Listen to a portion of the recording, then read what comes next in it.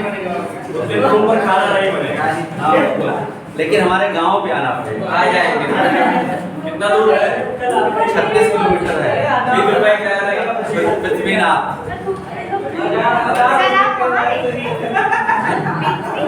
हाँ, पृथ्वीनाथ के मूल निवासी। कौन सा गाँव? रघुपुर मार्केट में। अपनी गाड़ी भेज दीजिएगा। नहीं, बाजार को खाली बता। नहीं बता,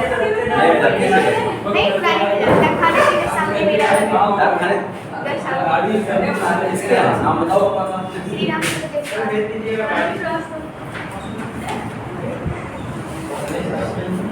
खरगोपुर बाजार तो हम लोगों का मतलब स्थानीय मार्केट है भाई, आना जाना सभी से। चलिए टॉपिक हम लोग आगे बात करें, कहाँ तक हो चुका था उसी में। मेडिकल लगवा दीजिए कहते हैं। न्यूमेरिकल लगवाते हैं, आइए देखते हैं।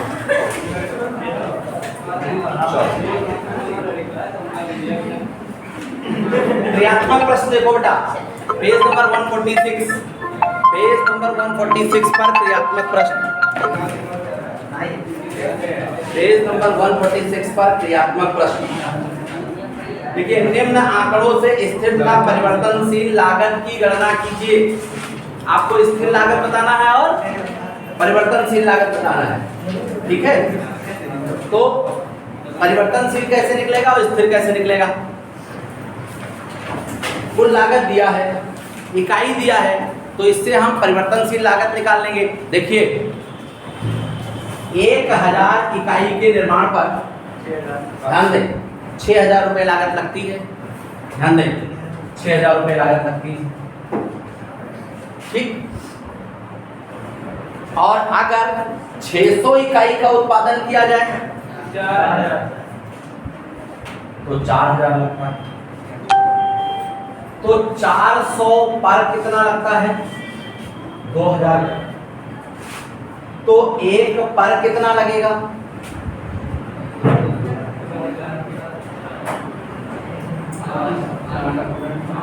ये क्या निकल के आया? ये वेरिएबल कॉस्ट, या इसे मार्जिनल कॉस्ट भी कहा जाता है। कुछ कंडीशन में वेरिएबल कॉस्ट, और जब पर यूनिट वेरिएबल कॉस्ट निकाल लिया जाता है वही हमारा मार्जिनल कॉस्ट हो जाता है। तो वेरिएबल कॉस्ट निकाल आया, अब निकाल ले टोटल का वेरिएबल। देखो, फॉर 1000 के लिए कितना? 1000 के लिए 5 रुपए से गुणा कर लो, कितना बच जाएगा? 5000। क्या हो गया? ये वेरिएबल कॉस्ट हो गया। तो फिक्स कॉस्ट बराबर फार्मूला हमने बताया है, TC माइनस BC। TC है 6000, BC है 5000, तो फिक्स कॉस्ट 1000। और फिक्स कॉस्ट सभी में फिक्स होती है, यहाँ भी वही होना चाहिए। कितना? फॉर 600। देखिए, वेरिएबल कॉस्ट 600 × 5 बराबर 3000। तो FC बराबर TC माइनस BC। TC है 4000 माइनस BC कितना है?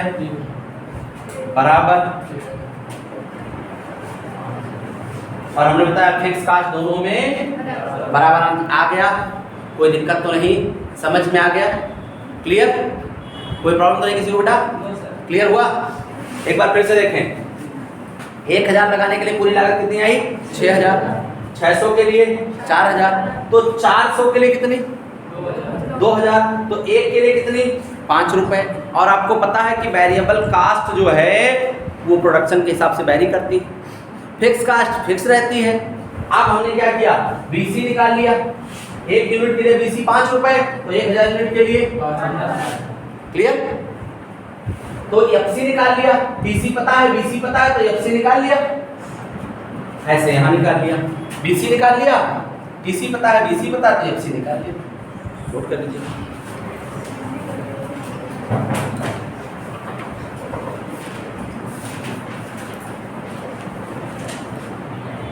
सेम क्वेश्चन है, एग्जाम्पल नंबर क्वेश्चन नंबर 2। इसके बाद आप सॉल्व करिए क्वेश्चन नंबर 2।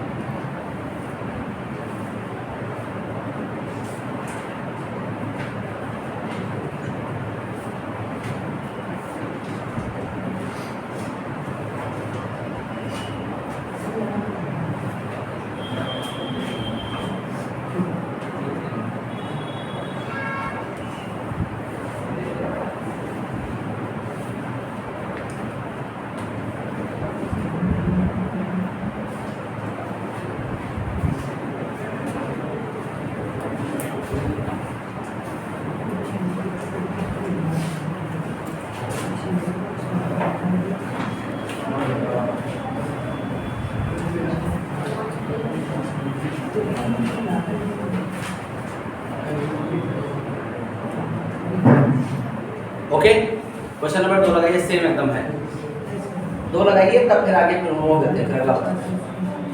क्वेश्चन नंबर 5 तक ऐसे ही है, 6 बताता हूँ फिर मैं।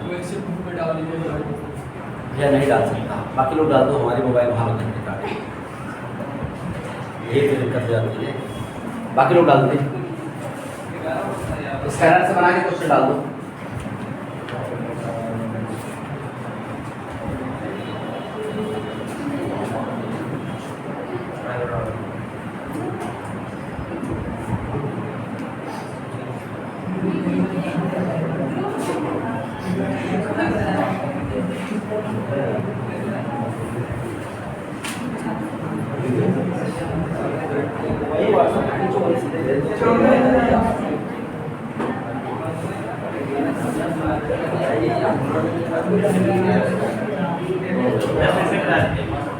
फिर से बता दें, चलो क्वेश्चन नंबर 2 बता देते हैं, अपने आप फिर से हो जाएगा, हमारा क्वेश्चन कंप्लीट हो जाएगा, आपको मेथड पता चल जाएगा, यही सेम है। देखो टोटल कास्ट बराबर फार्मूला क्या है, टोटल कास्ट बराबर एफसी प्लस बीसी, बीसी बराबर एफसी प्लस बीसी, यही तो फार्मूला है। आप देखें ये कहा गया है कि अगला क्वेश्चन देखिए 2020 में और 21 में, 20 में उत्पादन 10,000 किया गया, 21 में उत्पादन 18,000 किया गया, वहाँ 30,000 लगा, यहाँ 42,480 लगा, तो ज्यादा वाला पहले ऊपर रख लीजिए। देखिए 18,000 उत्पादन किए तो कितना लगा, 42,480 लगा। अगर 10,000 उत्पादन किए थे तब कितना लगा था, 30,000। तो अगर हम 8,000 ज्यादा उत्पादन किए हैं तो कितना पैसा ज्यादा लगा है, 12,480 लगा है। तो एक उत्पादन अगर हम करें या एक इकाई का बीसी, एक इकाई का वेरिएबल कास्ट कितना हो जाएगा, 12,480 बटे 8,000 बराबर, निकालिए।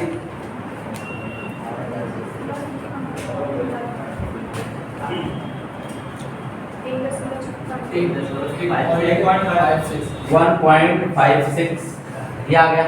ओके, अब ये क्या वेरिएबल कास्ट आया है, तो टोटल वेरिएबल कास्ट निकालो, टोटल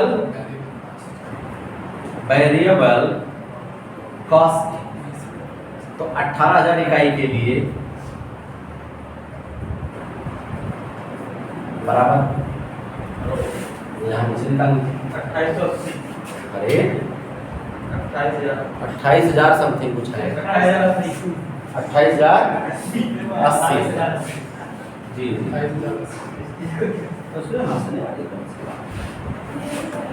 ठीक, ये आ गया। अब क्या आ गया, टोटल कास्ट आपको पता है, वेरिएबल कास्ट पता है, रख दीजिए इसी फार्मूले पर। तो ध्यान दो, फिक्स कास्ट निकालना, फिक्स कास्ट बराबर क्या हो जाएगा, टीसी माइनस बीसी, तो एफसी बराबर टीसी माइनस बीसी, तो टीसी दिया है 42,480 माइनस बीसी दिया है 28,080, तो बराबर 14,000 देखिए आ रहा है कि नहीं आ रहा, पक्का। फिक्स कास्ट ऐसे दूसरे का निकाल लेंगे, तो दूसरा भी बताऊं मैं, अब तो समझ में आ जाएगा, चलो निकाल के बताओ।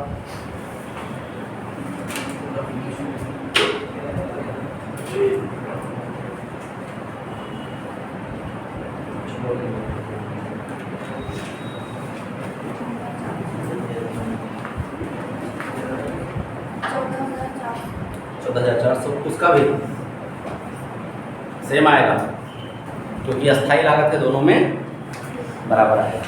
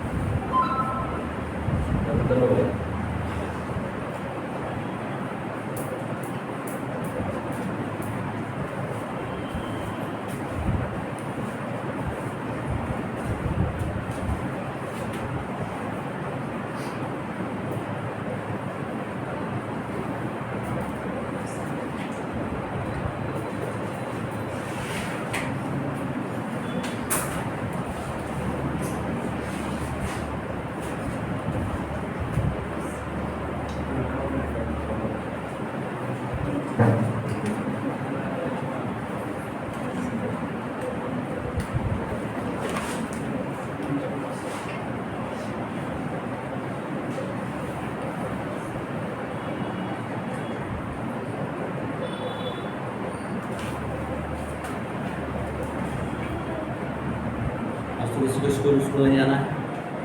बस ठीक है, ये पढ़ाते हैं आज।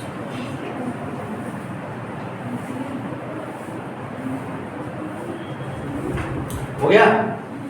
3 4 5 ऐसे लगा देंगे। छठवां देखिए, एक प्लांट क्वेश्चन नंबर 6, एक प्लांट एक वस्तु का उत्पादन करता है, करता नहीं करती है लेकिन है, जिसकी लागत 3 रुपए प्रति इकाई पड़ती है। ठीक है, 10,000 इकाइयों का उत्पादन किया जाए या 20,000 इकाइयों का उत्पादन किया जाए तो लागत 2.25 रुपए पड़ती है। प्लांट की कुल अस्थायी लागत क्या होगी? कोई बात नहीं, देखो ठीक, पहले ऐसे निकाल लेंगे सेम, कुछ अलग नहीं है, लेकिन वहां पर क्या है, पहले उन्होंने दिया है तो टोटल निकालना पड़ेगा। देखिए 10,000 रुपए के उत्पादन पर कितना लगता है? टोटल कास्ट टीसी फॉर या टीटीसी मतलब टोटल का sorry total cast for 10,000 units कितना? 10,000 इंटू 3 बराबर 30,000 रुपए। अगर यही उत्पादन बढ़ाकर कितना कर दिया जाता है? 20,000 कर दिया जाए बार 20,000 तो 20,000 इंटू 2.25 रुपए बराबर 45,000। बस पुराने फार्मूले पर आप रख लो। क्या 20,000 के लिए 10,000 के लिए 30,000 तो 10,000 के लिए 15,000 तो 1 BC बराबर 15,000 बटे 10,000 बराबर 1.5 रुपये। कास्ट आ गया। अब आगे आप पहलवान हो गए। इसके आगे लगा लेंगे नहीं लगा लेंगे? पक्का। अभी ये क्वेश्चन और पूछ रहा है, क्या पूछ रहा है? यदि फर्म 16,000 इकाइयों का उत्पादन करे तो प्रति इकाई लागत क्या आएगी? अब आपको वेरिएबल कास्ट पता हो गया है, फिक्स कास्ट निकाल लेंगे तो 16,000 से वेरिएबल का गुणा कर देंगे, उसमें फिक्स कास्ट जोड़ देंगे, बस टोटल कास्ट आ जाएगी 16,000 की। नहीं समझ पाए? पहले फिक्स कास्ट निकालो इसका, पहले फिक्स कास्ट निकालिए।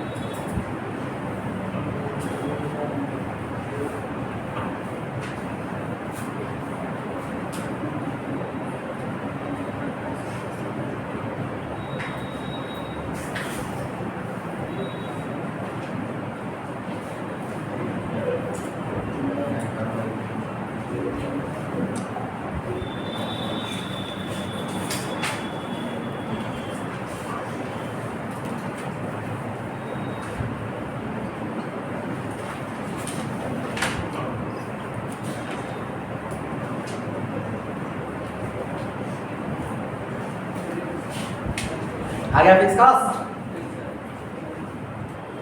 बता दें? बताएं? देखो क्या प्रॉब्लम भैया, टीसी पता है, टीसी माइनस बीसी बराबर एफसी, एफसी बराबर टीसी माइनस बीसी, तो एफसी बराबर टीसी पता है कितना, चाहे इसका निकालो चाहे उसका निकाल लो, इसका निकालो 20,000 का निकालो तो 20,000 का टीसी ले लीजिए। 20,000 का टीसी कितना? 20,000 का टीसी 45,000 माइनस 20,000 का वेरिएबल कास्ट कितना हो जाएगा, मल्टीप्लाई कर दीजिए 30,000 कितना 30,000 कि बताओ 30,000 कैसे आया। अरे 30,000 गुणे 1.5 रुपए, 20,000 गुणे 1.5 रुपए 30,000 तो बराबर एफसी कितना आ गया 15,000। अब पूछ क्या रहा है कि 16,000 की लागत क्या आएगी, तो देखो फॉर 16,000 यूनिट्स, बहुत सिंपल है। देखो बेटा क्या बीसी कितना 16,000 इंटू 1.2 बराबर 24,000। ठीक, एफसी वही रहेगा, नो बदलेगा। जोड़ दो बाबू, टीसी आ जाएगा। देखो 39,000 आ रहा है कि नहीं, ना आ रहा हो पन्ना फाड़ दो। ठीक, समझ गए बाबू।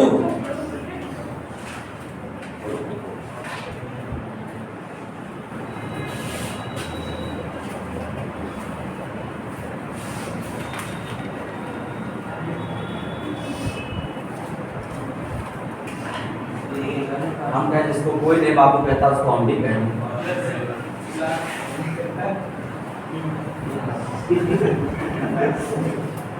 पहले हमारी दादी थी तो वो हमको बाबू कहती, अब पता नहीं कौन कौन बाबू कहता है।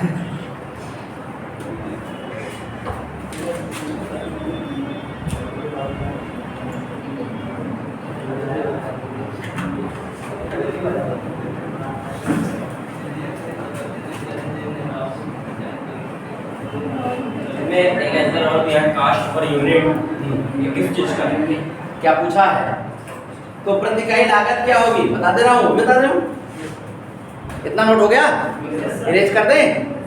अब पर यूनिट कास्ट पूछ रहा है, पर यूनिट क्या हो जाएगा, देखो पीयू बराबर पर यूनिट बराबर, या पर यूनिट को ही हम लोग क्या कहते हैं, एसी कहते हैं, एवरेज कॉस्ट। एसी बराबर फार्मूला बताया है क्या, डीसी बटे पीसी, क्या होता है टीसी अपॉन टीक्यू, सब लिखवाया है, पन्ना पलटोगे तब तो। ठीक, टीक्यू कितना आया, ये टीसी कितना आया 39,000, टीक्यू कितना है 16,000, काटो डिवाइड इट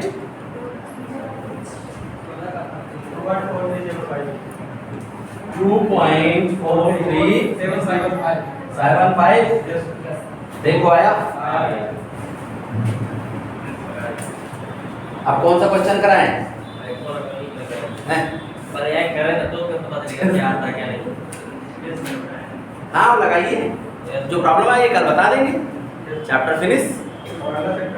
हाँ, उत्पादन फलन एक दिन में एक चैप्टर का वो रखो।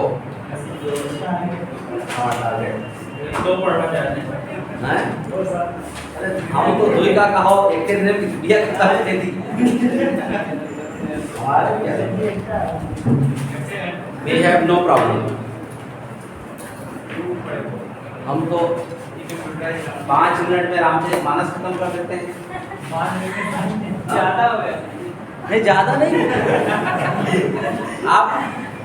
आप प्रैक्टिकल करो, मैं 5 मिनट में पूरा खत्म कर दूंगा, गारंटी। अभी जाते समय बता देंगे बस। डालिए उत्पादन फलन, मान लिया खत्म हो गया, नहीं मान नहीं लिया पूरा प्रॉपर्ली। मैथ वाला फार्मूला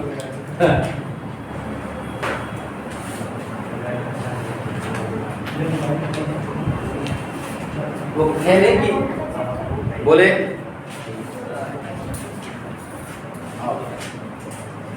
बहुत बहुत धन्यवाद। सुनो पहले पूछ के सही क्या बताया गया, क्या हम पढ़ा रहे हैं।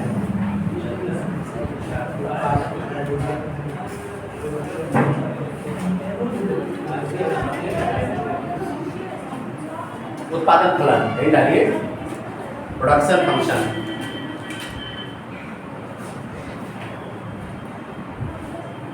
उत्पादन फलन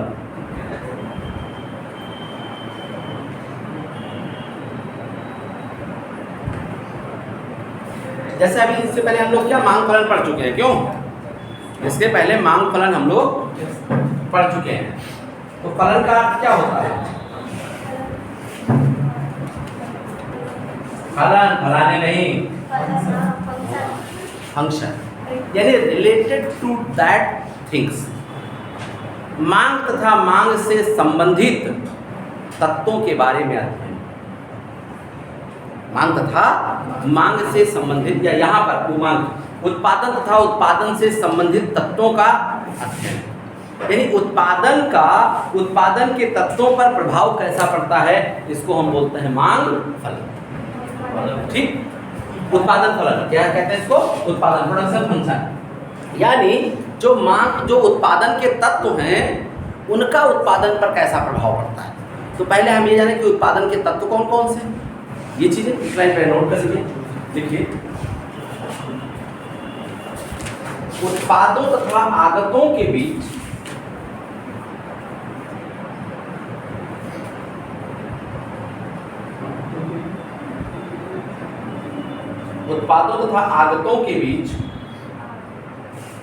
के संबंध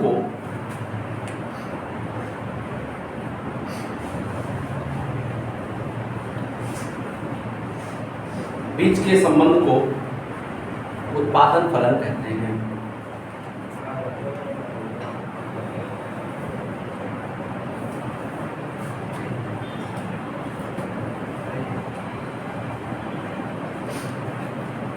उत्पादन फलन उत्पादन संभावनाओं की सूची है।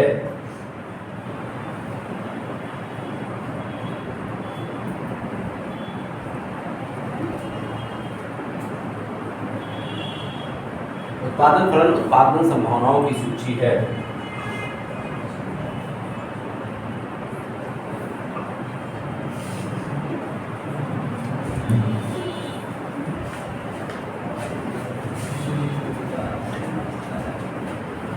देखिए, इसका मतलब यह है कि उत्पादन के साधन जो हैं उनका उत्पादन से सीधे संबंध।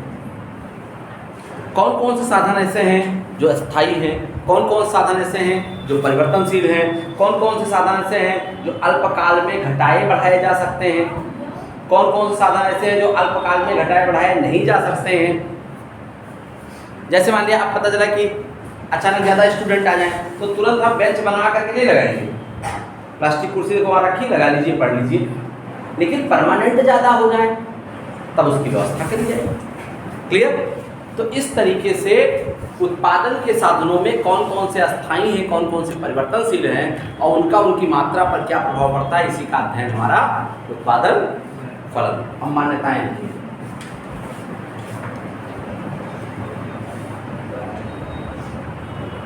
उत्पादन फलन की मान्यताएं या मान्यताएं?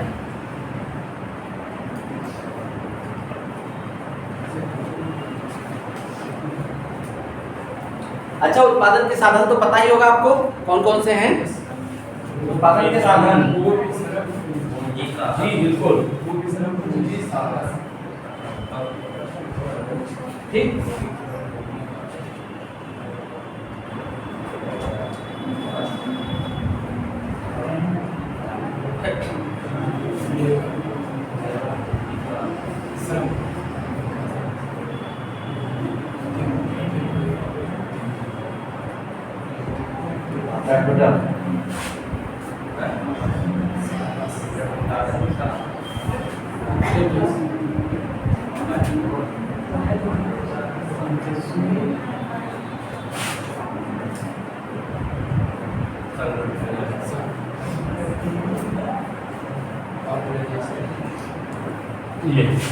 अब इनका रिटर्न क्या है, ये भी आप चैप्टर वाइज पढ़ते हो।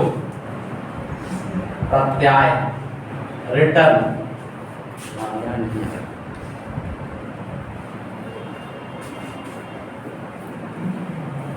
रिटर्न्स, भूमिका, लगान, चैप्टर पढ़ोगे इकोनॉमिक्स में आगे। रेंट, लेबर का बेसिस, मजदूरी, ठीक। कैपिटल का ब्याज, इंटरेस्ट, साहस का लाभ, प्रॉफिट, और संगठन का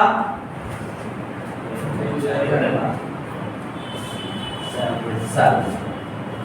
ये इनके प्रत्यय हैं। तो हमें ये देखना है कि उत्पादन को बढ़ाने या घटाने या उत्पादन की मात्रा को कैसे करने के लिए हमारे कुछ साधन ऐसे हैं जो फिक्स, ठीक है, इनको हम घटा बढ़ा सकते हैं। अल्पकाल में, दीर्घकाल में तो सब घटा बढ़ा सकते हैं। पूंजी भी हमारा अस्थायी साधन है, ठीक है। तो हम क्या करते हैं, कुछ अस्थायी साधनों, कुछ परिवर्तनशील साधनों को मिला करके उत्पादन करते हैं। अगर हमें और बढ़ाना होता है तो हम कभी कभी लंबे समय में अस्थायी साधन भी बढ़ा देते हैं। जैसे आपने देखा लगातार हमारे यहाँ क्लासेस की प्रॉब्लम हो रही थी तो हमने 2.0 लिया, वहाँ इसमें 4 क्लास हमने शिफ्ट कर दिया। तो इस तरीके से तमाम सारी ज़रूरतों के अनुसार तमाम सारी चीज़ें होती रहती हैं। ओके, क्लियर, समझ में आ गया? नोट कर ले इसको। नहीं, मान्यताएं नहीं, इसको अलग से नोट कर लो, या इसको अभी रहने दो, पहले मान्यताएं नोट कर लो तब नोट करो। मान्यताओं में पहला लिखिए उत्पादन फलन एक निश्चित,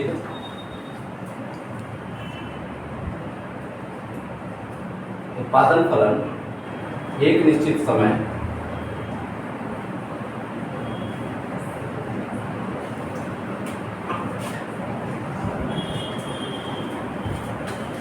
उत्पादन फलन एक निश्चित समय अथवा समयावधि से संबंध होता है।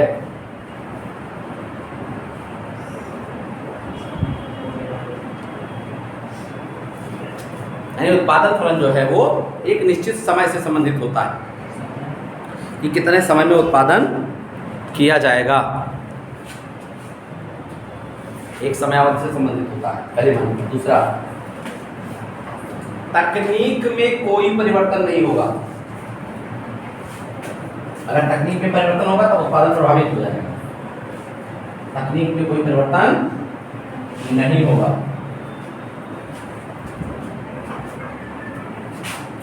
तकनीक में कोई परिवर्तन नहीं होगा।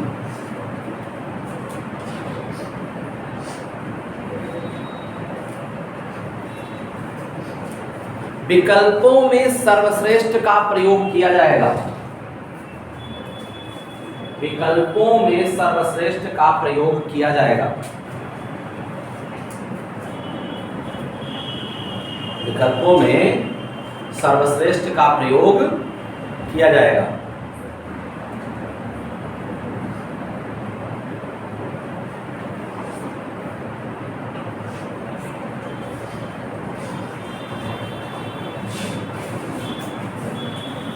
उत्पादन साधन को छोटी छोटी इकाइयों में बांटा जाएगा।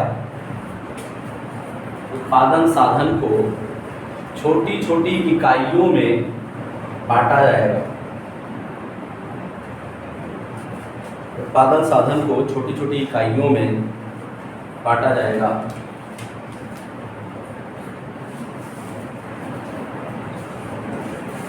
ठीक, अगला, पर्याप्त उत्पादन साधन। यानी विकल्प हम तब खोजेंगे जब पर्याप्त हमारे पास होगा। अगर पर्याप्तता नहीं होगी तो हम विकल्प कहां से खोजेंगे?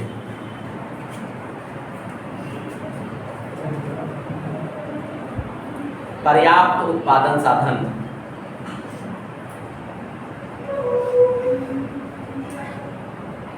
पर्याप्त उत्पादन साधन। अगला, स्थिर कीमत। स्थिर कीमत, स्थिर कीमत। ठीक, अब पहली मान्यता देखें। ये जो उत्पादन फलन होता है निश्चित समय के लिए होता है। कितने समय के लिए हम इसके बारे में अध्ययन करेंगे। दूसरी बात ये कह रहे हैं, एक दिए गए तकनीक में कोई परिवर्तन ना हो। तकनीक मतलब जो टेक्नोलॉजी आप यूज कर रहे हैं, क्योंकि टेक्नोलॉजी यूज कर लेंगे तो उत्पादन घट बढ़ सकता है, इसलिए तकनीक का प्रयोग। जैसे हिंदुस्तान में आपने देखा हो, इतिहास अगर आप कभी पढ़ें तो भारतीय राजाओं के फेल होने का सबसे बड़ा कारण था तकनीक। जैसे आपने देखा हो भारत के जितने भी राजा थे वो 3-4 चीज़ों में मशहूर थे, या तो तीरंदाजी, या तो तलवारबाजी, या तो भालाबाजी। ये था। आप पता है महारानी लक्ष्मीबाई तलवारबाजी में बहुत मशहूर। तो तलवार का एक रेंज है, 1.5 मीटर की तलवार, 1-1.25 मीटर का हाथ, तो 2.5 मीटर हो गया, और 1-8 मीटर झटक जाए मारते समय। तो मैक्सिमम तलवार की जो रेंज है वो 4 मीटर है। सामने से पिस्टल से फायर हो रहा है जिसका रेंज है 30 मीटर, सामने राइफल चल रहा है जिसका रेंज 300 मीटर। तकनीक बदल, इसकी तकनीक अलग है, इसकी टेक्नोलॉजी अलग है। एकदम दूबर पातर आदमी, हाथी जैसे आदमी को मार देता है, खत्म बात। टेक्नोलॉजी। और वो भीम जैसे आओगे तब उठा के पटकेगा, आइए नहीं करेगा, वो दूर से ही मार देगा। तो सबकी टेक्नोलॉजी अलग अलग है। उत्पादन के हम मैन पावर यूज करते हैं, वो मशीन पावर यूज करते हैं। उन्होंने तोप बंदूकें प्रयोग की, हमारे यहाँ घोड़ा और भाला बर्छी और तलवार प्रयोग हुआ। बहुत बड़ा मशहूर योद्धा है, सामने वाला एकदम चिरकुट योद्धा। उसको युद्ध जीतना है, उसको योद्धा का वर्णन नहीं करना। हमारे यहाँ तो सबसे बड़ी योद्धा का वर्णन चाहिए, परिणाम चाहे जो झुकेगा नहीं, चाहे दोनों हाथ काट दे ठाकुर का। ठीक है, ये सबसे बड़ी प्रॉब्लम है। और प्रकृति में कहा जाता है कि जो झुकता नहीं है वो टूट जाता है। और झुकता कौन नहीं है? मूर्ख आदमी। पुष्पा मूर्ख था, पढ़ा लिखा नहीं है। हमने देखा ना, वो ट्रेंड हुआ झुकेगा नहीं, तो उसकी पुष्पा कितना पढ़ा लिखा था? देखे हैं कुछ लोग पुष्पा? नहीं देखे। ठीक है, कुछ नहीं तो अनपढ़ आदमी तो कहेगा ही झुकेगा नहीं। पढ़े लिखे आदमी को देखोगे सदैव विनम्र रहेगा। यही पहचान होती है। आप कभी भी जितना ज़्यादा से ज़्यादा बुद्धिमान व्यक्ति से मिलोगे वो उतना विनम्र होगा। तो जितने रिक्शा छाप से मिलोगे जो अकड़ रहेगा कि एकदम हम नमस्ते कह कर गज जो हमसे नमस्ते करें, ऐसे वाली ये चीज़। तो आज़ादी के पहले का देखें तो क्या हम लोग मूर्ख से झुके नहीं देते? क्या आज़ादी के पहले का देखें अगर हाँ, जो लोग शहीद हो गए थे या जो लोग फांसी चढ़ गए थे, वो एक अलग परिस्थितियाँ थी, वो भी तो नहीं झुके। वो एक दशाएं नहीं, वो झुकने का अर्थ अलग, उनका एक अलग स्वैग था। ठीक है, कि हम तुम्हारी दास्तान नहीं स्वीकार करेंगे जब तुम मार डालो, वहाँ झुकने की बात नहीं है। हम यहाँ विनम्रता की बात करते हैं। फायदे कौन रहा? जान दो बेटे, आज क्या मिला भगत सिंह को? बताओ। गांधी नोट पर आ गए, ये राजनीति। क्या मिला भगत सिंह के परिवार को? कुछ बताओ जो मिला हो। केवल शहीदी के नाम पे एक दिन उनको याद कर लिया था बस। आज तो उनके परिवार वालों को राजसी प्रदान कर देना चाहिए सरकार को, जो खुद बलिदान हो गया हो इन कार्यों के लिए। तमाम सारे ऐसे लोगों को देखो जो शहीद हो गए हैं, वो छोड़ दीजिए, हमारे देश की सेना में काम करने वाले तमाम सारे लोग कई बार दर्द ठोकरें खाते हैं, जो कि अपना हाथ पैर शरीर का कोई अंग सेना में गंवा बैठे हैं। ये चीज़ें तो यहाँ पर क्या है बेटा कि राजनीति बड़ी चीज़ है। गांधी अगर चाहते तो भगत सिंह को फांसी ना होती, लेकिन वो चाहते थे कि जितना उपद्रवी है मिल जाए फुर्सत तो हमारा राज हो। वो अलग बात।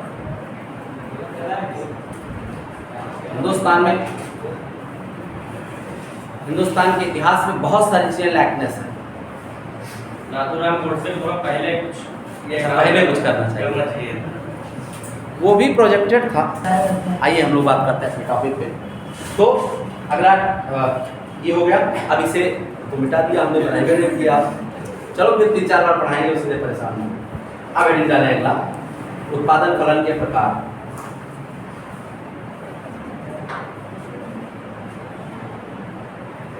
उत्पादन फलन के प्रकार पहला डालें अल्पकालीन उत्पादन फलन अल्पकालीन उत्पादन फलन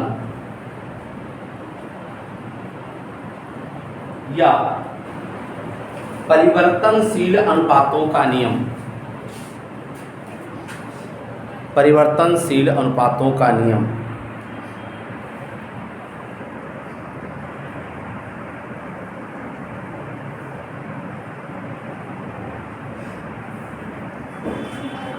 ठीक।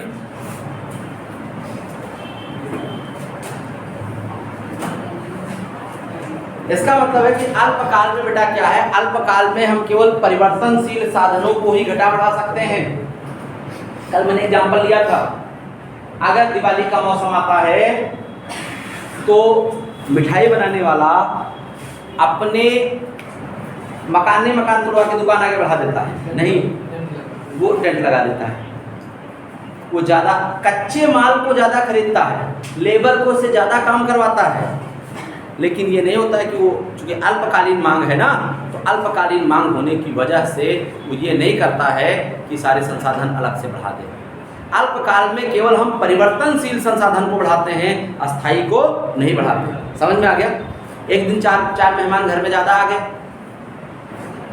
अब पता चला एक दिन 4 मेहमान घर में ज़्यादा आ गए, तो हम क्या करते हैं, तो हम कुकर को 2 बार पलट के बना लेते हैं। ये नहीं कि 5 किलो का कुकर है, लाओ 10 लीटर का पहले कुकर लेके आओ तो मेहमान के लिए चावल बनेगा। यानी अल्पकाल में हम परिवर्तनशील साधनों को ही बढ़ाकर अपना काम चला लेते हैं। लिख लीजिए इसको, ऐसे ले लीजिए, अल्पकाल में केवल परिवर्तनशील साधनों को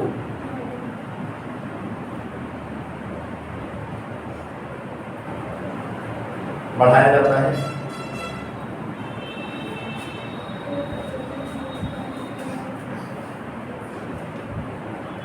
जिसके निम्न परिणाम आते हैं।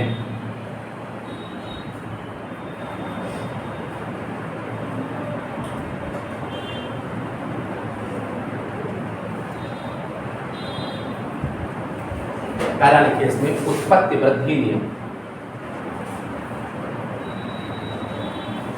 लॉ ऑफ इंक्रीजिंग रिटर्न्स, उत्पत्ति वृद्धि नियम, लॉ ऑफ इंक्रीजिंग रिटर्न्स, उत्पत्ति वृद्धि नियम। उत्पत्ति वृद्धि नियम ये बताता है कि जब आप साधन में परिवर्तन करते हैं तो उसके अनुपात में उत्पादन ज़्यादा हो जाता है। ध्यान दें कैसे, मान लिया ठीक 10 यूनिट लगा करके आप उत्पादन कर रहे थे, तो 100 इकाई का 10 रुपए लगा के या कुछ लगा के आप कर रहे थे, तो 100 इकाई का उत्पादन हो रहा था। आपने साधनों को बढ़ाकर 20 कर दिया, उत्पादन बढ़ के 300 हो गया। वृद्धि हो गया कि नहीं हो गया? उत्पत्ति समता नियम, ये इसे क्या कहते हैं, इसे वृद्धि नियम कहेंगे। फिर समता नियम क्या होगा? समता नियम होगा 10 पर 100 तो 20 पर 200, ठीक। ह्रास नियम 10 पर 100 तो 200 पर 190, यानी अनुपात से यहाँ कम हुआ, यहाँ अनुपात के बराबर हुआ, यहाँ अनुपात से ज़्यादा हुआ। तो जहाँ अनुपात से ज़्यादा उत्पादन होता है उसको वृद्धि नियम कहते हैं, जहाँ अनुपात के बराबर होता है उसे समता नियम कहते हैं, और जहाँ अनुपात से भी कम होता है उसे ह्रास नियम कहते हैं। समझ में आ गया? पक्का? क्लियर? लिखिए वृद्धि नियम में, जब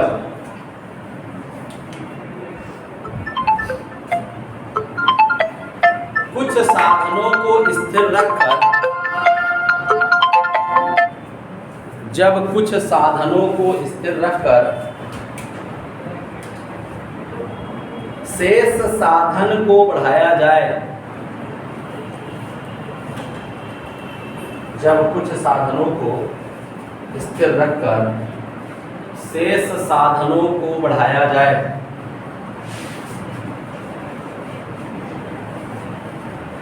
तो उससे होने वाला उत्पादन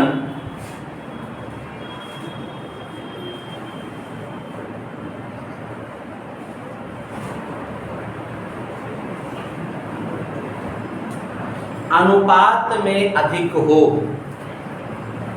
अनुपात में अधिक हो, अनुपात में अधिक हो,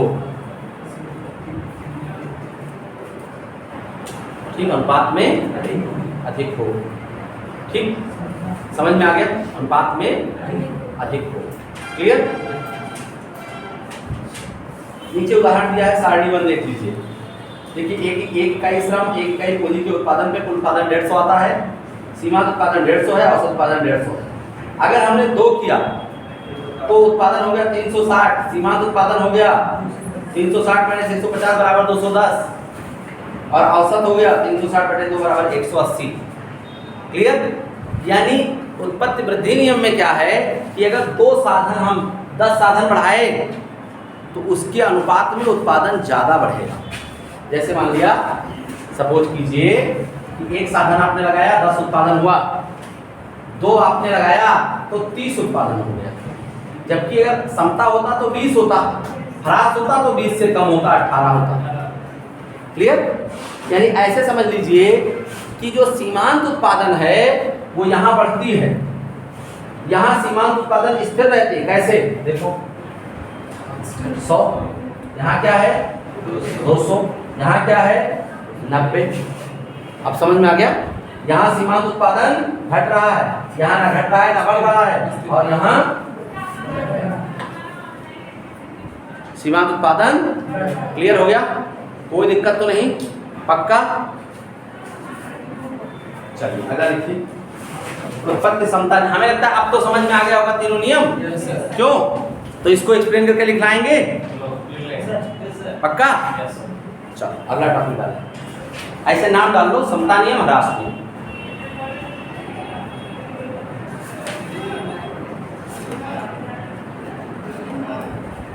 उत्पत्ति समता नियम, उत्पत्ति ह्रास नियम।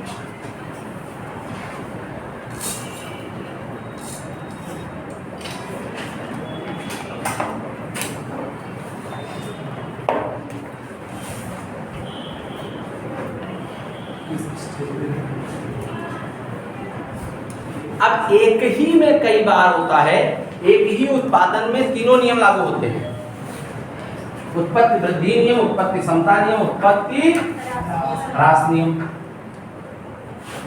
ठीक, कैसे देखिए,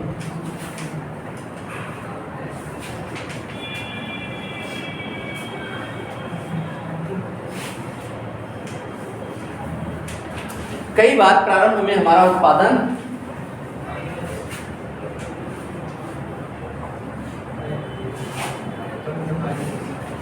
यहां तक उत्पत्ति वृद्धि नहीं, यहां से यहां तक स्थिर समता नहीं, और यहां से यहां तक,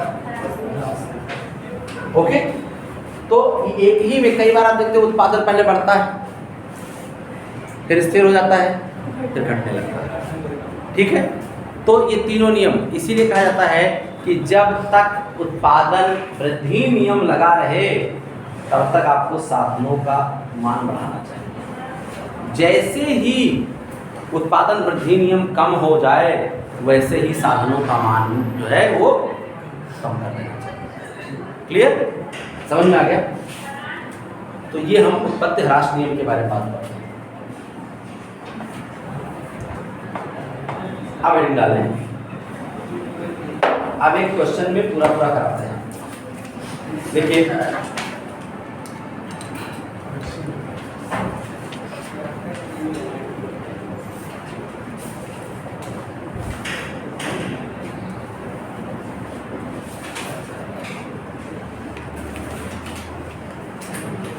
यदि भूमि स्थिर हो और श्रम परिवर्तनशील हो, यदि भूमि स्थिर हो और श्रम परिवर्तनशील हो, क्योंकि इसमें आपको अल्पकाल में क्या करना है, एक साधन को स्थिर मानना है, दूसरे साधन को परिवर्तनशील मानना है। अल्पकाल में सारे साधन परिवर्तनशील नहीं हो सकते, स्थिर हो। यदि भूमि स्थिर हो और श्रम परिवर्तनशील हो तो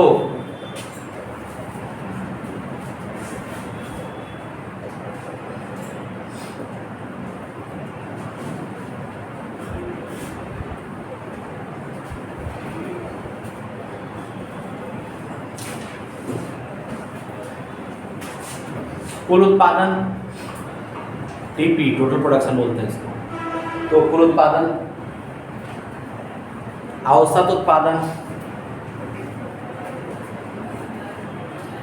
सीमांत उत्पादन,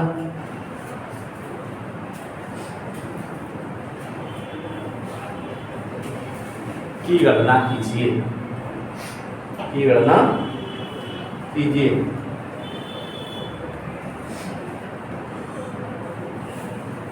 अब ये अलग अलग अवस्थाएं बनेगी।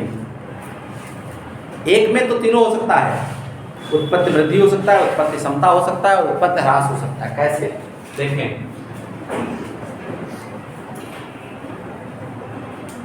साधन, total production, average production, marginal production. ठीक, यही तो चाहिए। कुछ और अब मान लिया हमने 10 इकाई का प्रयोग किया, 10 साधन का प्रयोग किया, 100 का उत्पादन हुआ, 100 को 10 से डिवाइड कर देंगे तो यहाँ 10 आ जाएगा। ठीक, यहाँ 100 ही पूरा आ जाएगा। लागत की बात हो रही है। अगला हमने 20 साधन का प्रयोग किया। ठीक, अब यहाँ उत्पादन से पूछिए 300 हो गया। ओके, तो कितना हो जाएगा, यहाँ 30 हो गया और ये 300 माइनस 100 200 हो जाएगा। ओके, फिर हमने क्या किया, फिर हमने 40 साधन लगाए। तो अब ये क्या, ये वृद्धि नियम है। यहाँ पर इसे क्या कहेंगे हम, वृद्धि नियम। क्यों, उत्पादन बढ़ाया हमने 10, उत्पादन साधन बढ़ाया हमने 10, यानी हमने दोगुना किया। यहाँ साधनों को क्या किया, दोगुना किया, जबकि उत्पादन क्या हो गया, 3 गुना हो गया। समझ में आ गया, क्लियर। अब हमने क्या किया, फिर दोगुना किया, उत्पादन हुआ 400, एवरेज कितना 40, मार्जिनल कितना 100। ठीक, साधन किया हमने 50, उत्पादन हुआ 400, एवरेज हमारा 40, ये हमारा 0। तो जहां सीमांत उत्पादन 0 हो जाता है वहां समता नियम लग जाता है। ठीक, अब इसके आगे वैसे देखें तो ह्रास नियम यहां लग गया।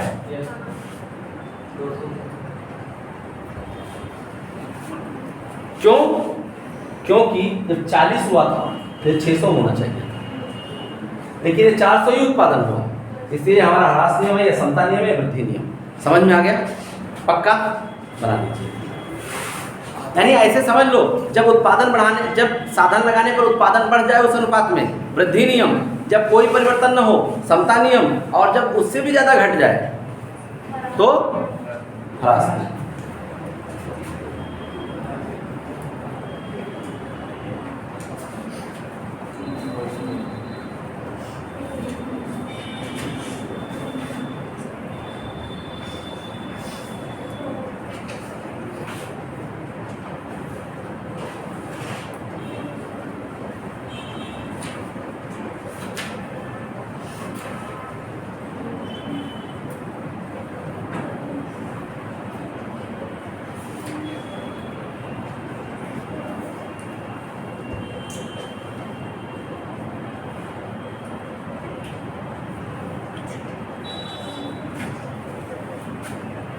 और ये अवस्था कब हो सकती है, ये अल्पकाल में अवस्थाएं हो सकती हैं, दीर्घकाल में केवल वृद्धि या समता रहेगा, हम ह्रास पे काम नहीं करेंगे।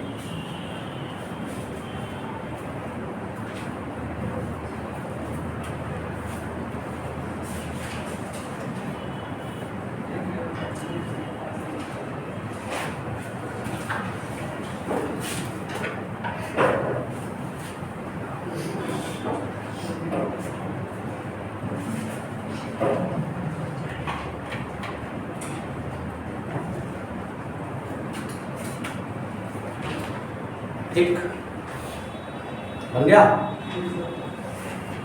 अब हेडिंग डालिए, ये अल्पकालीन हो गया। इसका दूसरा नाम क्या है? परिवर्तनशील अनुपातों का नियम। ओके, तीसरा डालिए, दीर्घकालीन उत्पादन फलन, या इसे कहते हैं उत्पादन के पैमाने के प्रतिफल का नियम। लिख दे रहा हूं, दीर्घकालीन उत्पादन फलन।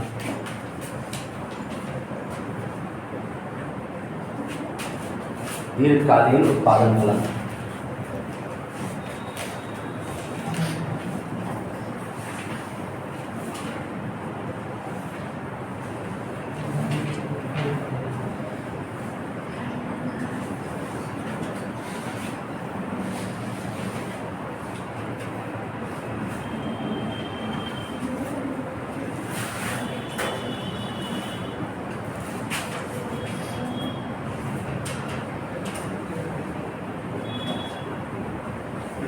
पैमाने के प्रतिफल का।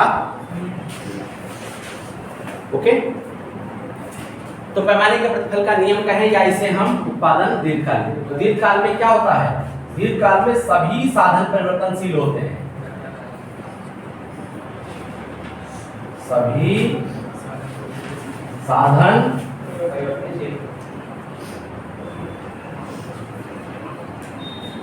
परिवर्तनशील होते हैं। दीर्घकाल में सभी साधन परिवर्तनशील होते हैं, क्योंकि हमें लंबा समय होता है। तो यहाँ पर हम अपना प्रयास करते हैं कि उत्पादन वृद्धि नियम ही लागू हो। लिख लीजिए, दीर्घकाल में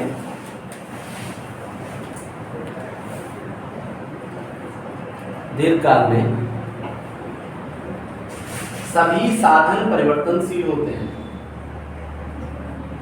दीर्घकाल में सभी साधन परिवर्तनशील होते हैं। दीर्घकाल में सभी साधन परिवर्तनशील होते हैं।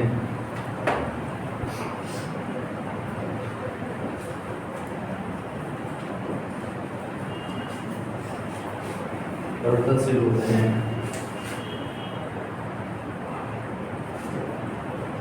दीर्घकाल में सभी साधन परिवर्तनशील होते हैं। उस समय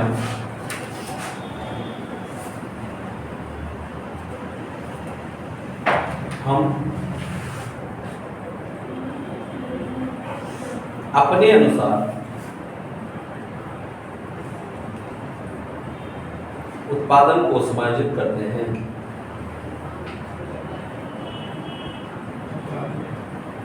उत्पादन को समायोजित करते हैं।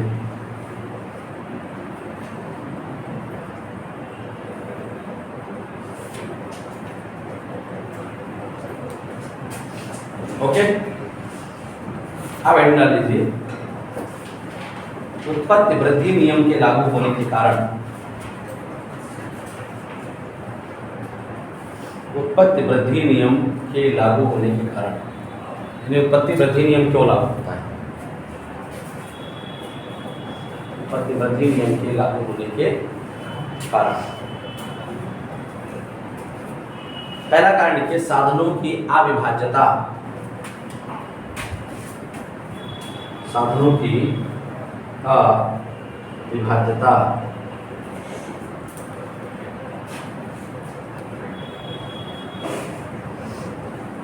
साधनों की अविभाज्यता।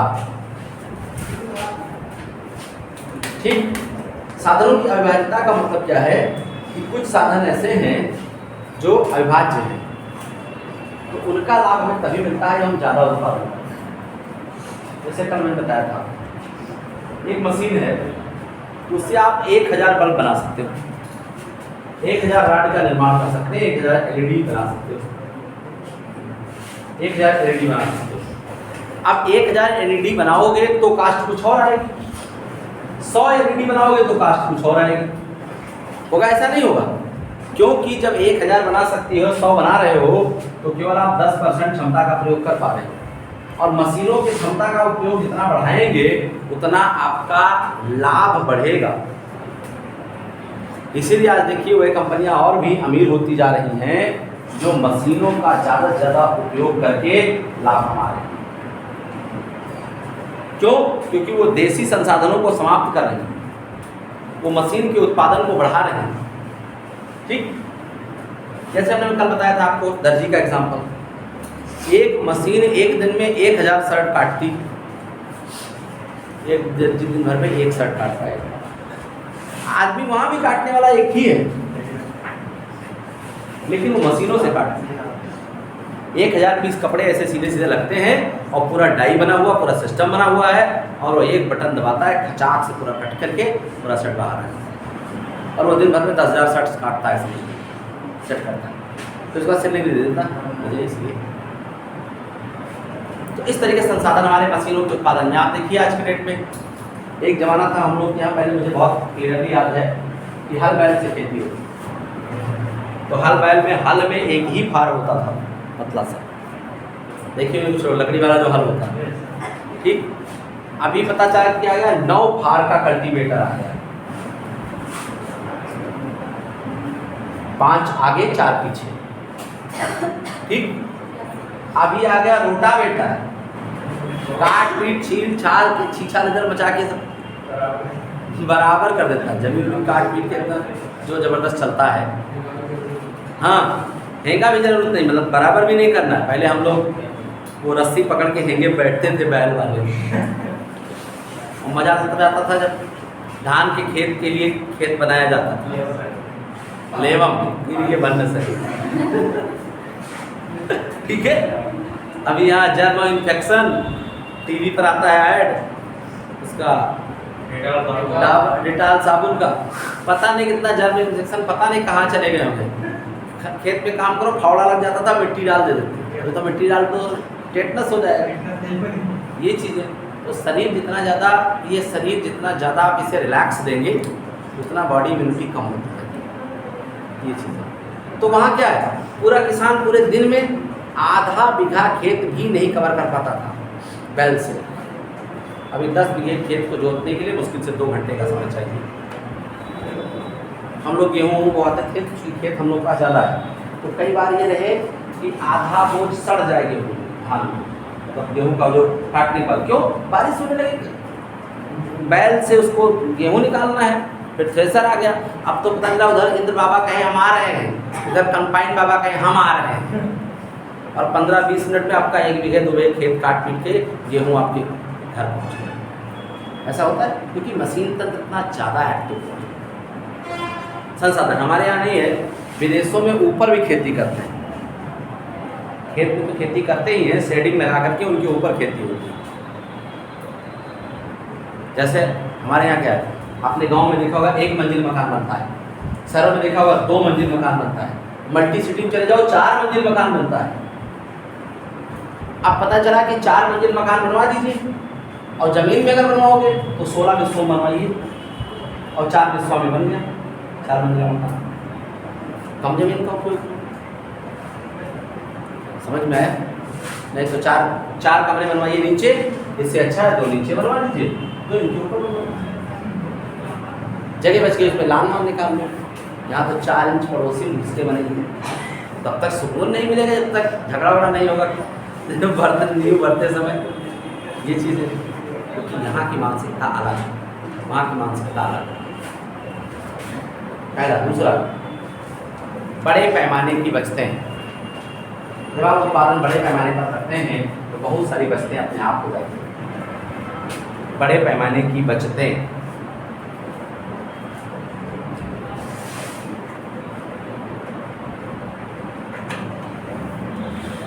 बड़े पैमाने की बचतें। अगला, श्रम विभाजन। जब आप ज़्यादा उत्पादन करते हो तो एक ही आदमी उन सारी चीज़ों को देख लेता है, एक ही आदमी उन सारी चीज़ों को देख लेता है। वही चाहे जैसे मान लिया कोई मैनेजर है, अब वो 1 क्लास मैनेज करे तब भी उसका उतना समय देना है, और 10 क्लास मैनेज करे तब भी उतना समय देना है। एक कोई गार्ड है, चाहे एक लड़का आवे उसका आई कार्ड चेक करे, और चाहे दिन भर में 100 आए उसका चेक करे, उसकी लागत तो उतनी आएगी, उसको 7-8 हज़ार को देना है तो उतना ही दिया जाएगा। अगला, तकनीकी बचत। तकनीकी बचत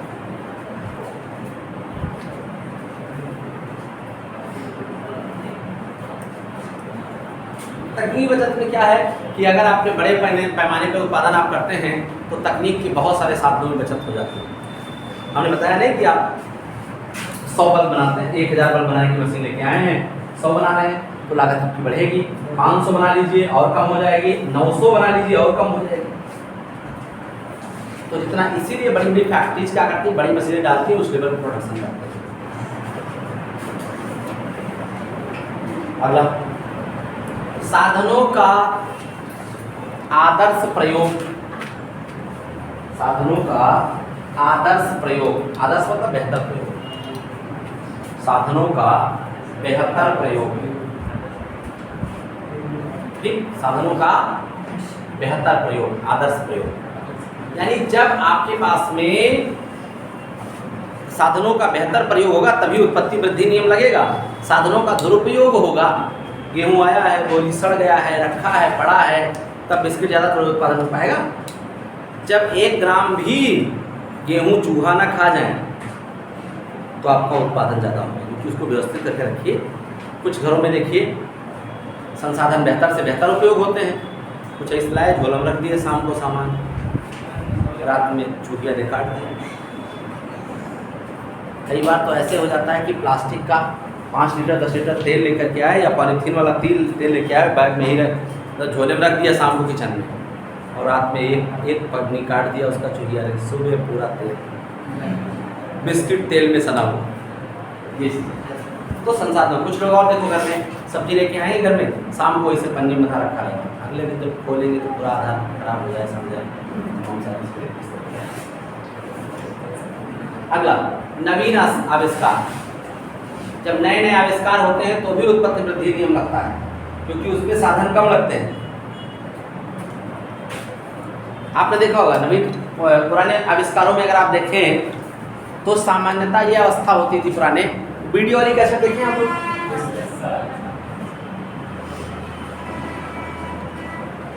हम लोग क्या वीडियो खरगोपुर से ही आता था, तमाम सारे लोग चलाते थे वो वीडियो, ये टीवी, हाँ VCR चीज़ें, और उसमें पुरानी पिक्चर, लोहा, वो हीरो के नाम से पिक्चर दिखाई देती। तो ये मिथुन वाली ले आओ, तो ये अमिताभ वाली, वो वहाँ अमिताभ बच्चन नहीं, ठीक है, धर्मेंद्र वाली, दो ऐसे दो करके आते। एक धार्मिक लेके आओ जो पहले बार चलेगा, तो सबसे पहले कुछ शिव विवाह, शिव भक्ति या ऐसे पहला पिक्चर वही चलता था। वो खत्म हो गया, उसके बाद डिमांड मिथुन लगाओ, कई बार मार हो जाता है, वो बेचारा परेशान हो जाए, ऑपरेटर जिसको ऑपरेट करना हो, उधर से डिमांड आ रहा है ये लगाओ, उधर से, तब तक कुछ लोग हाथ चले आगे, बधावा क्या है यहाँ तक उतारा तो भाई आप पैसा कौन देगा, अच्छा हम कहीं कौन लगाओ। ऐसे हम लोग बचपन में थे, वो बोरा लेके वीडियो देखने जाते थे घर से, सबसे आगे बैठेंगे तो मार कर लेंगे। ये मनोरंजन के साधन होते, तो संसाधन कम थे, बहुत कम, छोटे। एक टायर ले लिया, उसी में मस्त है चलाते हुए, एक साइकिल का उतारा हुआ टायर, वो भी ओरिजिनल सही नहीं, एक उतारा हुआ टायर मिल गया है और उसी को चला चला के मस्त। ये चीज तो मतलब संसाधन कुछ नहीं था, लेकिन मस्ती बिंदास था। ये चीज आज घर में देखो, इतने खिलौने पड़े हुए, फिर भी बच्चे को डिप्रेशन, इतना खाना सब कुछ घर में है, फिर भी गैस उबाल मार रहा है, डायबिटीज है, क्यों मेहनत नहीं करते। ये चीज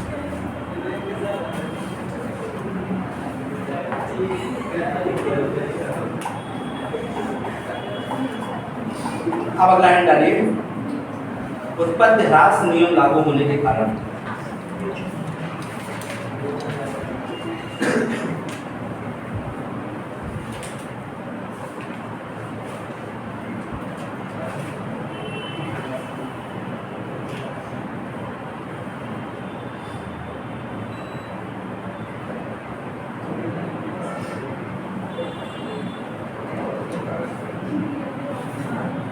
ठीक, पहला लिखिए,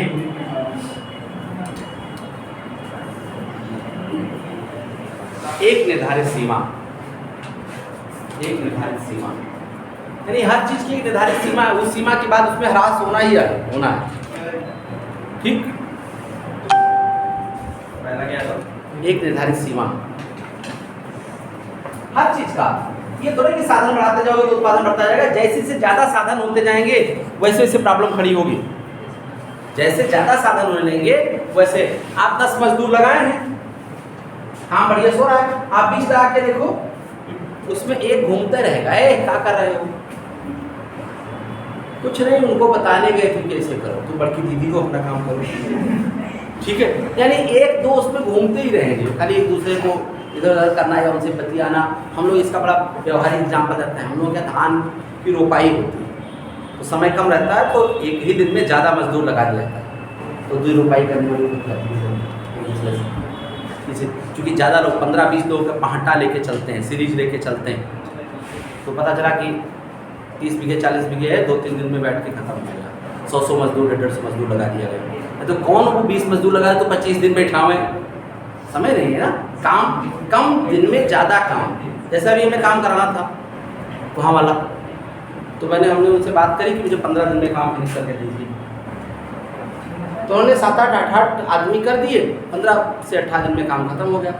नहीं तो जो हमारा 15 दिन में काम खत्म हुआ वो काम लोग 2-2, 3-3 महीने कराते रहते।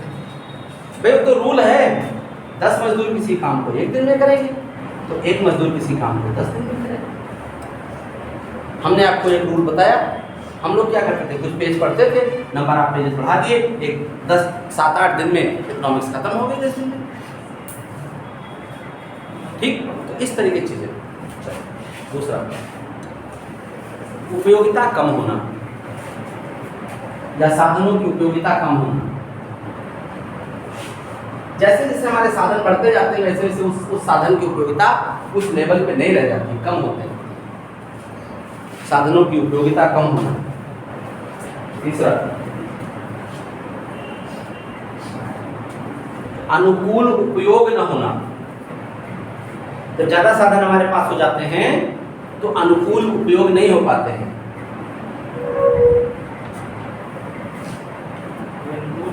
अनुकूल उत्पादन न होना, हाँ अनुकूल उपयोग न होना, सॉरी, अनुकूल उपयोग यानी जिस बेहतर ढंग से उपयोग होना चाहिए। जैसे एक एग्जांपल बता रहे हैं। अच्छा, कितने लोग आटा पिसवाए हाथ में?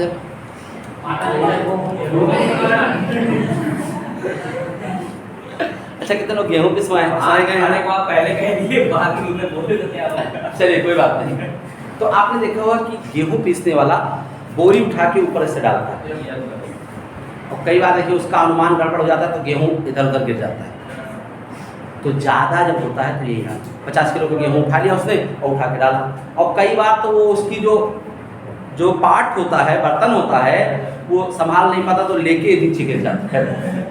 ये चीज़ें, तो इसका हाँ ओवरलोडेड, तो हमें ओवरलोडेड संसाधनों का भी उपयोग नहीं कर सकते क्योंकि नुकसान कर जाएगा ये चीज़ें। तो ये हमारे उत्पत्ति ह्रास नियम के लागू होने के कारण, ठीक है। अब अगला हेड डालिए, उत्पत्ति ह्रास नियम का महत्व।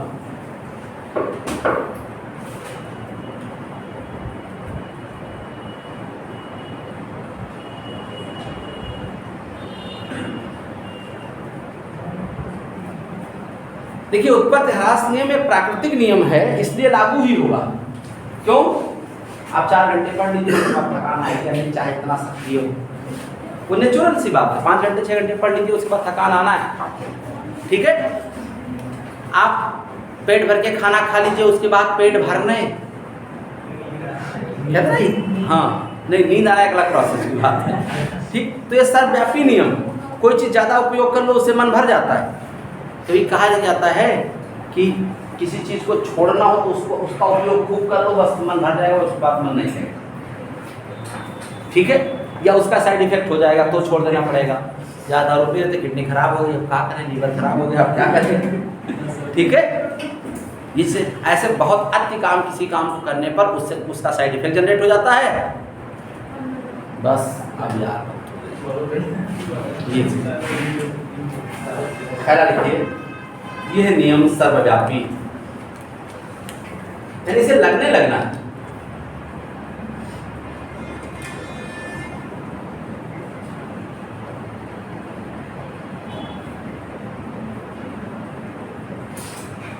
ठीक। दूसरा, माल्थस का नियम लगता है। माल्थस एक अर्थशास्त्री थे, माल्थस।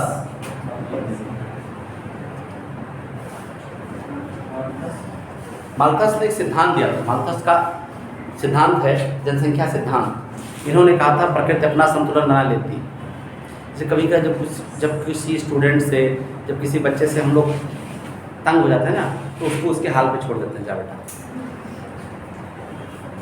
जैसे कई बार बच्चे को आप लैंप रखा हो, गैस सिलेंडर मतलब गैस चल रहा हो, और कई बार वो हाथ जैसे आगे बढ़ाता है, आप रोकते हो, फिर हाथ बढ़ाता है, फिर रोकते हो, फिर हाथ बढ़ाता है, फिर रोकते हो। एक बार छोड़ ही दो, बढ़ा दे, अब नहीं जाएगा, गड़बड़ हो गया, उसके बाद वो नहीं छुएगा। तो कई बार हम लोग समझाते हैं, नहीं समझ में आता है, तो जाओ, जब 2-4 ठोकाई हुई उसके बाद से शांत लीजिए, ठीक है। तो इसलिए ये क्या है, माल्थस का जनसंख्या सिद्धांत ये बताता है कि जब जनसंख्या बढ़ती है उस अनुपात में उत्पादन हम लोग नहीं बढ़ा पाते, तो उत्पादन राष्ट्र में मर जाता है। अगला, रिकार्डो का लगान सिद्धांत।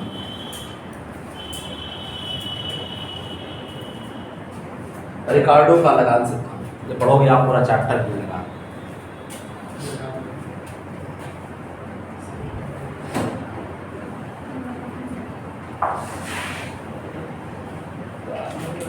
ठीक, रिकार्डो का लगान सिद्धांत कहने का मतलब ये कि जब कम साधन होते हैं तो उसका बेहतर उपयोग करते हैं। कई बार देखो 10 शर्ट है, 2 गंदा पड़ा है, 2 इधर पड़ा है, और 3 है, तो मजबूरी में धुल के साफ करके प्रेस करके रखेंगे, ठीक है। कुछ के पास ज़्यादा साधन है तो बेकारे पड़े रहते हैं, और कुछ के पास कम साधन है तो उसका बेहतर उपयोग होता है। अगला, जनसंख्या का आवास प्रवास। जनसंख्या का आवास प्रवास। आवास प्रवास मतलब आना जाना। जहाँ जनसंख्या ज़्यादा हो जाती है वहाँ डिमांड ज़्यादा हो जाता है, जहाँ डिमांड ज़्यादा हो जाता है वहाँ प्रोडक्शन ज़्यादा हो जाता है, जहाँ जनसंख्या कम हो जाती है वहाँ प्रोडक्शन कम हो जाता है, ठीक है। जैसे अभी आप देखो कि जब LBS खुला रहता है तो उसके आसपास के दुकानों का सेल ज़्यादा होता है, तो कोने पर एक फुल्की वाला लगाता है, वहाँ खूब लड़कियाँ पाई जाती हैं, ठीक है। उधर सामने रिचार्ज वाले लाइन से लिखा होगा आपने, सिम बेचने वाले लाइन से पेड़ के नीचे बैठे होते हैं, तमाम सारे देखो रिचार्ज खरीदने वाले, बेचने वाले, तमाम सारा भीड़ होता है। सामने मूंगफली का ठेला या फल का ठेला या इस टाइप का, जब कॉलेज बंद होता है सब वहाँ से आए, क्योंकि वहाँ तो खोज कोई है नहीं, तो ग्राहक है नहीं, वहाँ जाने क्या मतलब है। अगला, सीमांत उत्पादन प्रभाव। सीमांत उत्पादन प्रभाव, हर चीज का एक सीमा, आप उससे ज्यादा उत्पादन कर लेंगे तो वहां पे दिक्कत खड़ी हो जाएगी। सेल ना हो हाँ, करने के बाद जैसे सीमांत उत्पादन का मतलब हर चीज की एक सीमा है ना, कि तरह जैसे आप उत्पादन बढ़ाते चले जाओ, तो उत्पादन बढ़ा देने से थोड़े उत्पादन को सेल करते भी जाना है। अगला, जीवन स्तर पर प्रभाव।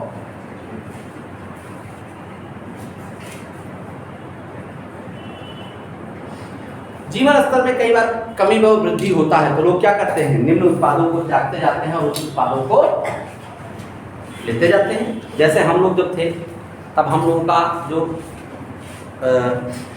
उत्तम खाद्य पदार्थ था, गांव में मटर बेचने वाले आते थे, उबाल के मटर वो लाते थे और उसी में नमक मिर्च खटाई डाल के और बरगद के पत्ते रखते थे, बरगद के पत्ते में ऐसे दोना टाइप का बना के और उसी में चिमचा से निकाल के 2 चिमचा डाल के रगड़ वगड़ के उसमें प्याज व्याज डाल के दे देते थे, जिसको हम लोग सामान्यतः चाट, दैट इज चाट, ठीक है।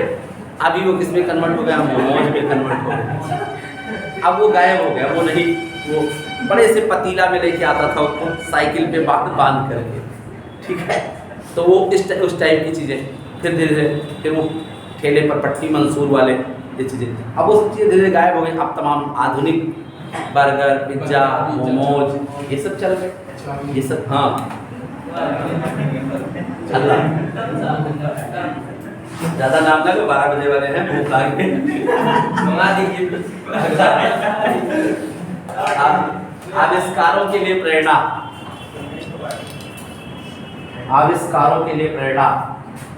इसका अर्थ है कि जब नए नए उत्पाद का आविष्कार होता है तो पुराने उत्पाद अपने आप समाप्त होने लगते हैं। जैसे पीसीओ देखिए समाप्त हो गया, ठीक है। तो नए उत्पाद जब आते हैं तो पुराने उत्पादों की अपनी स्थिति समाप्त हो जाती है, ठीक। तो ये आपका उत्पादन बदल जाता है। जी, अगला डालें समोत्पाद वक्र विश्लेषण।